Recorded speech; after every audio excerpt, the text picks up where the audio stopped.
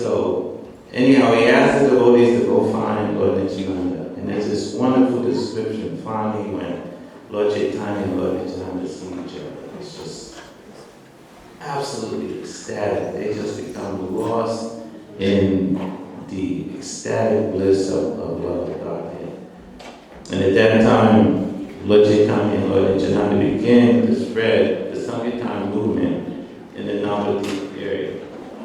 So, one thing that was very, very special about Lord Nityananda is that just by seeing him, one became completely overwhelmed with this ananda, this transcendental bliss.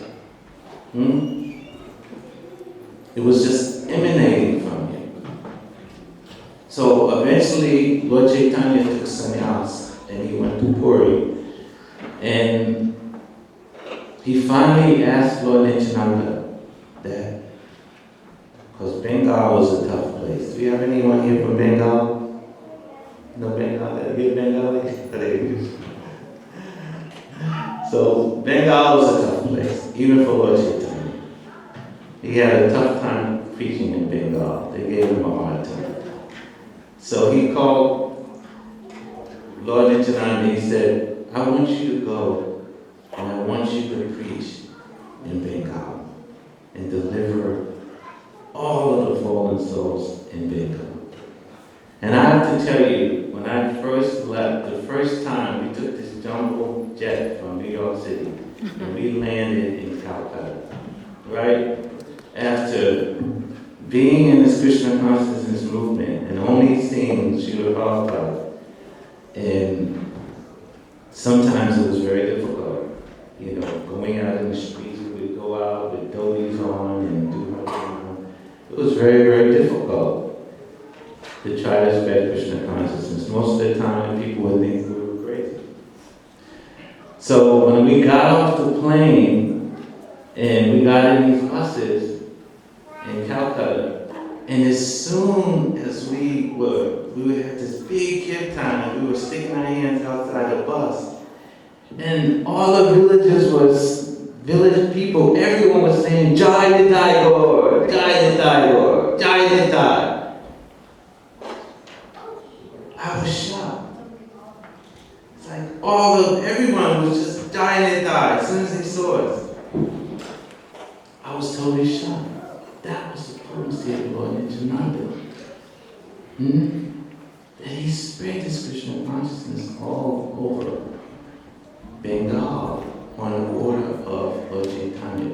It's described that when Lord Chaitanya gave Lord Nityananda the order to preach, he went toward Bengal, right? And the devotees, they did this kirtan non-stop pretty much. For 3 months, they did kirtan. The devotees were just so absorbed in kirtan. They just did kirtan to such an extent that everyone became completely oblivious to time. They came to this one village, right? And the kids, the children, that's why I was in ecstasy listening to the kids chanting, right?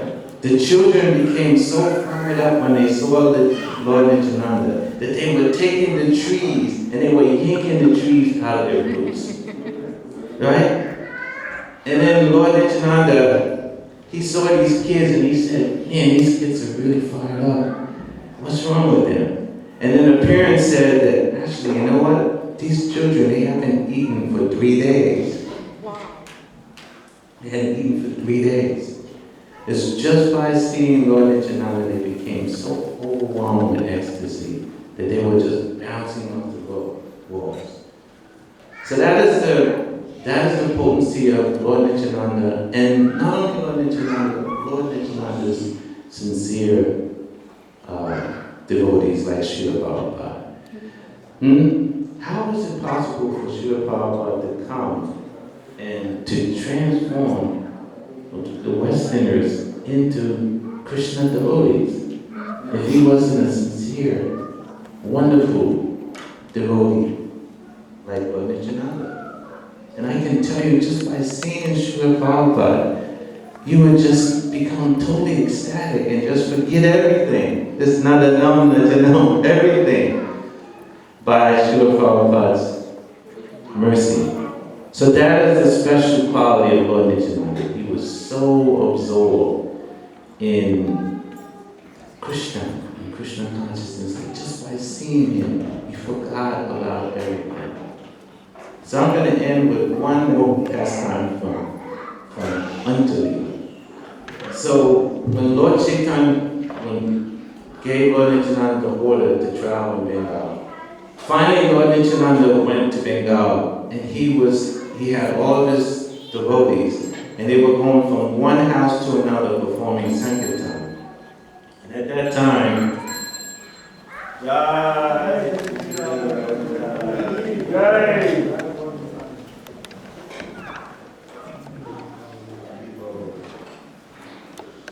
so anyhow, Lord Chaitanya was going from one house to another performing Sankirtan. And at that time, he would wear this big, huge turban, big, huge silk turban. And he had these beautiful garments on. And he had a lot of jewelry on. He had gold bangles completely filling his arms, and emeralds and jewels. And he was walking around performing Sankirtan. So there was these thieves, these Brahmin thieves, and he was saying, man, this sadhu has a lot of jewelry. So let's steal this jewelry from him. You know, when he's sleeping, we're gonna attack the house and we're gonna take all the jewelry, right? So Lord Chaitanya was taking Pujaram, and they all surrounded the house, right? And they had machetes, and it was a bunch of them. So they went to the house when everyone was sleeping, and they began saying, "Oh, when I get to," they were talking among themselves, "When I get this gold, I'm gonna do this, I'm gonna do that." And then before you know it, they all fell asleep before they could attack the house, right? So the next morning they woke up and said, "What happened? We were supposed to attack this house and we fell asleep." So anyhow, the next day they said, "All right, no problem, we'll get him the next day." So the next day they went to attack the house at night, and then they saw these huge guards guarding the house with 4 arms and powerful guards. And they said, "Man, how are we going to be able to get past these guards?" They were totally bewildered. They said, where did these guards come from? So they weren't able to steal that day. They said, "Okay, no problem. He can't keep these guards forever, so we'll wait a few days." So they waited for 2 weeks, and they came again to attack Nityananda and steal all of his gold. And then the third time, as soon as they got to the house, they all became blind. They lost their sight. And then it began to rain, and they all began to fall in all of these pits, and the insects were biting them, and snakes were biting them, and they became completely bewildered, and they said, "This is no ordinary sadhu. This is no ordinary person." So at that time, they surrendered to Lord Nityananda, and they fell at his lotus feet and said, "We're so sorry that we thought you were some ordinary person, and we wanted to steal your jewel." So Lord Nityananda, he was very calm. He blessed them. He said, "Do not perform these nonsense activities anymore. Simply, Bolo Krishna, Vaja Krishna, Kolo Krishna Shiksha." If you promise to give up these simple activities, then you can become perfect. So this is a message of Srila Prabhupada and Lord Nityananda, that no matter how fallen we are, even if we may want to have this wealth and beauty and followers, if we can take shelter with the lotus feet of Lord Chaitanya and Lord Nityananda, then we can develop love of Godhead and become free from all of our bad habits and return on back to Godhead. Nityananda Ram